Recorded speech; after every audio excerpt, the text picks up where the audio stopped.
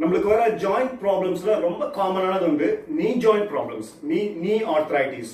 So இந்த இந்த முழங்கால் மூட்டு வலி வந்துருச்சுன்னா, அந்த தேய்மானங்கள் வந்துருச்சுன்னா, அதுக்கப்புறம் நம்மளோட மொபிலிட்டி ரொம்ப அஃபெக்ட் ஆயிடுது. ஈவன் நடக்க முடியாத அளவு கூட விழிப்புணர்வு இல்லாம, ஒரு அவேர்னஸ் இல்லாம அதை எப்படி ரெக்டிஃபை பண்ணிக்கணும் அப்படின்னு தெரியாம, இத்தனைக்கும் பார்த்தா முழங்கால் மூட்டுல ரொம்ப சிம்பிளான மூவ்மெண்ட்ஸ், ரெண்டு மூவ்மெண்ட்ஸ் தான் இருக்குது. ஒன்று வந்து மடக்கிறது, இன்னொன்று நீட்டுறது. ஸோ இந்த ஃபிளெக்ஷன், எக்ஸ்டென்ஷன், இந்த ரெண்டே மூவ்மெண்ட் தான் நம்ம முழங்கால் மூட்டுல இருக்குது. இதை கூட ப்ரிசர்வ் பண்ண முடியாத அளவுக்கு நம்மளுக்கு விழிப்புணர்வு இல்லாம அந்த மூட்டு தேய்மானத்தை அதிகப்படுத்திட்டு, அப்புறம் என்ன ஆயிடுதுன்னா, ஒரு கடத்துல அப்படியே உட்காந்தா கம்ஃபர்டபுளா இருக்குது, வேற எந்த மூவ்மெண்ட்ஸ் எதுவும் பண்ண வேண்டாம், சும்மா ரெஸ்ட்ல இருந்துட்டா நம்மளுக்கு நீ ஜாயிண்ட் பெயின் வராது இல்ல அப்படின்னு அப்படியே விட்டுறாங்க. அது கூட கொஞ்சம் தான் வந்து பிரச்சனைகளை அதிகமாக்குது. நான் ஏற்கனவே சொன்ன மாதிரி நம்ம முழங்கால் மூட்டுல ரெண்டே மூவ்மெண்ட் தான் இருக்கு, மடக்கிறது, நீட்டுறது, இந்த ரெண்டு மூவ்மெண்ட் தான். ஆனா நம்ம காலோடைய ஃபங்க்ஷன் வந்து வெயிட் பேரிங். நம்ம கை கூட ஃப்ரீயா இருக்கும், ஆனா வந்து நம்ம கால்கள் வெயிட் பேரிங் பண்ணி தான் ஆகணும்.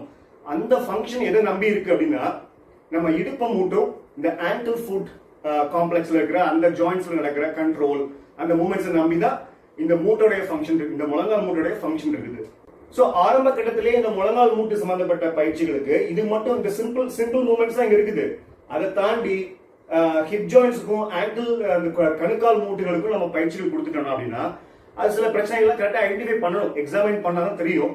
அதுக்கு அந்த மாதிரி ஸ்ட்ரெச்சிங் ஸ்ட்ரென்தனிங் கொடுத்துட்டா அந்த மூட்டு தேய்மானங்களை கம்ப்ளீட்டா 100% கியூர் பண்ண முடியலன்னா கூட அட்லீஸ்ட் கண்ட்ரோல் பண்ணலாம். ஏன்னா நமக்கு வயசாக நமக்கு இந்த அட்லீஸ்ட் நடக்கிறதாவது இந்த வாக்கிங் மெக்கானிசம் நம்ம ப்ரிசர்வ் ஆகணும் இல்லையா, அதை கூட நமக்கு தக்க வைக்காம நம்ம ஏஜிங் ஆகிறப்போ நம்மளுக்கு சிக்கல்கள் அதிகமாகும். இப்ப சமீபத்தில் ஒரு பேஷண்ட் பார்த்தேன், அவங்களுக்கு 2 மூட்டுகள்லயும் ஆர்த்ரைட்டிஸ், ரொம்ப சிவியர் ஃபார்ம் ஆஃப் ஆர்த்ரைட்டிஸ். அவங்களுக்கு வந்து நடக்க கூட முடியாது, அவங்களோட வாக்கிங் ஸ்பீடு, அந்த வாக்கிங் ஸ்டெப்ல இருந்து எல்லாமே அஃபெக்ட் ஆயிடுச்சு. இத்தனைக்கும் அந்த பர்சன் வந்து ஒரு நல்ல ஸ்ட்ராங்கான அத்லீட் அவருடைய யங் ஏஜ்ல, ஆனா ஹெல்த்தை மெயின்டைன் பண்ணாம இந்த அளவுக்கு கூட்டிட்டாரு. ஆனா வந்து நான் அத்லீட், அவரோட ஏஜ் குரூப்ல சின்ன வயசுல பெருசா எக்ஸசைஸ் பண்ணாதவங்க கூட நிறைய நல்லா ஹெல்த்தியா இருக்கிறாங்க. அவங்களுக்கு ஓரளவுக்கு இந்த மூட்டு ஃபங்க்ஷன் நல்லா இருக்குது, ஃபுல்லா குத்துக்கால் வச்சு ஸ்குவாட்லாம் பண்ண முடியுது, நல்ல பேலன்ஸ்லாம் அவங்களுக்கு இருக்குது.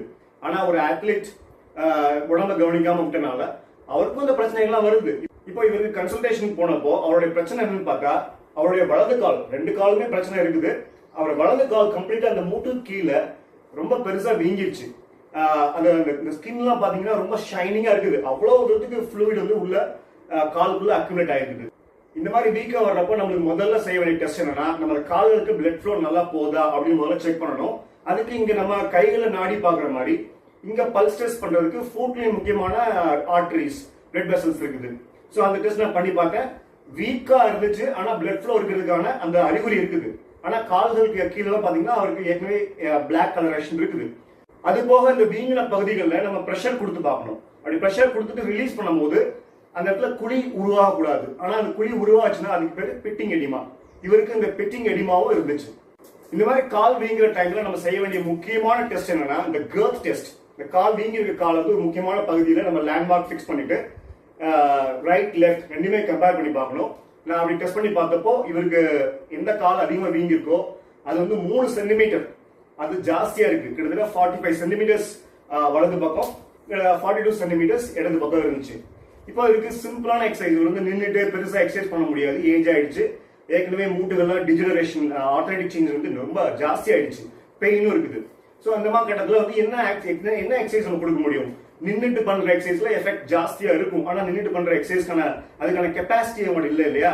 ஸோ இப்போ நான் வெயிட் பேரிங் எக்ஸசைசஸ், அது அப்படின்னா காலை சும்மா ஃப்ரீயா வச்சுட்டு, இல்லைன்னா மினிமம் வெயிட் பேரிங் எக்ஸசைசஸ். இப்போ இந்த மாதிரி உட்கார்ந்த நிலையில மினிமம் வெயிட் பேரிங் கால்களுக்கு போயிட்டு இருக்கு.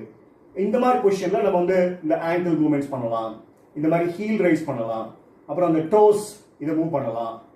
ஸோ இந்த அளவுக்கு மூட்டு தேய்மானங்கள் ஆனவங்களுக்கு வந்து நம்ம ஃபுல் ஸ்குவாட்டிங் எக்ஸசைஸ் வந்து ரொம்ப எஃபெக்டிவான எக்ஸசைஸ். ஆனால் வந்து அவங்களுக்கு உட்காந்து எந்திரிக்க கூட முடியாது வித் சப்போர்ட்.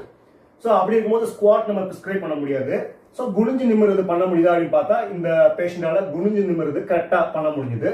அப்புறம் with support heel raises without support பண்ண முடியல, அதனால எதாவது ஜன்னல் எதாவது பிடிச்சிட்டு heel raise exercises.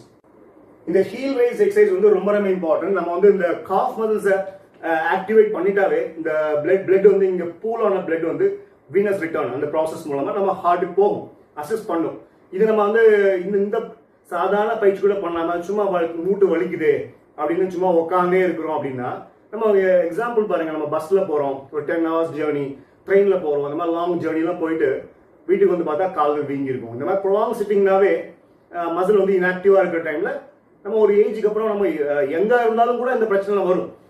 Blood pooling, இந்த ஃப்ளூயிட்லாம் அக்யூமுலேட் ஆகி காலில் வீங்க தான் செய்யும். அப்படி இருக்கும்போது கூடுதலாக அந்த arthritis, severe form of arthritis இதெல்லாம் வந்ததுக்கப்புறம் பாடியை நம்ம வந்து உட்காந்து அந்த மாதிரி செடென்டரியாக விட்டுறக்கூடாது.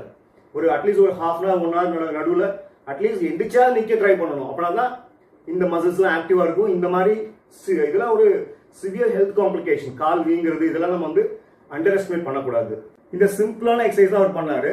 அது பண்ண உடனே ஒரு 24 hours ஒரு நாள் கழிச்சு நான் போறேன். அவர் கொடுத்த ஃபீட்பேக் என்னன்னா, இந்த எக்ஸசைஸ்லாம் பண்ணப்போ நைட்டு கொஞ்சம் பெயின் இருக்கிற மாதிரி இருந்துச்சு, திடீர்னு பெயின் அதிகமாக இருக்கிற மாதிரி இருக்கு அப்படின்னு சொல்லி அவர் ஃபீல் பண்ணியிருக்காரு.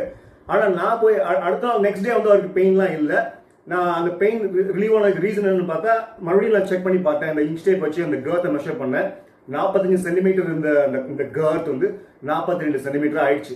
அந்த லெஃப்ட் லெக்ல என்ன கேர்த் இருக்கோ அதே மாதிரி ரைட் லெக்லும் அந்த இந்த கேர்த் வந்து ஈக்குவல் ஆயிடுச்சு ரெண்டு பக்கமும். ஆனால் ரெண்டு காலும் இப்போ நார்மல் சொல்ல முடியாது. காலெல்லாம் கருப்படிச்சிருக்கு, இன்னும் ரெண்டு காலையும் ஸ்வெல்லிங் இருக்குது, பிட்டிங் எடிமா இருக்கு, ப்ராப்ளம் இருக்குது. ஆனால் அந்த கேர்த் வந்து நார்மல் ஆயிடுச்சு. என்ன கால் ரொம்ப ஸ்வாலனா இருந்துச்சோ அது ஓரளவுக்கு ரெஸ்பாண்ட், சின்ன எக்ஸசைஸ்ல ரெஸ்பாண்ட் ஆகுது. இந்த மாதிரி சிம்பிள் எக்ஸசைஸ்ல வந்து நம்மளுக்கு பாடி ரெஸ்பாண்ட் ஆகுது. 70 வயசுக்கு மேல கூட சிவியர் டீஜெனரேஷன், சிவியர் ஆர்த்ரைட்டிஸ் வந்ததுக்கு அப்புறம் கூட பாடி ரெஸ்பாண்ட் ஆகுது இல்லையா? இதுதான் எவிடன்ஸ். இனிமே வந்து எக்ஸசைஸ் ஏன் நம்ம ஸ்டாப் பண்ணணும்? இந்த ஒரு நம்மளுக்கு தேவை ஒரு டவுட் இருக்குல்ல, நம்ம பயிற்சிகள் பண்ணா, எக்ஸசைஸ் மட்டும் பண்ணா, இந்த மெடிசன் இல்லாம எக்ஸசைஸ் மட்டும் பண்ணா நம்மளுக்கு ரிசல்ட்ஸ் வருமா அப்படின்னு டவுட் இருக்கு இல்லையா? இப்போ டவுட் கிளியர் ஆயிடுச்சு. இதுக்கு மேல என்ன எவிடன்ஸ் வேணும்? இதுதான் எவிடன்ஸ்.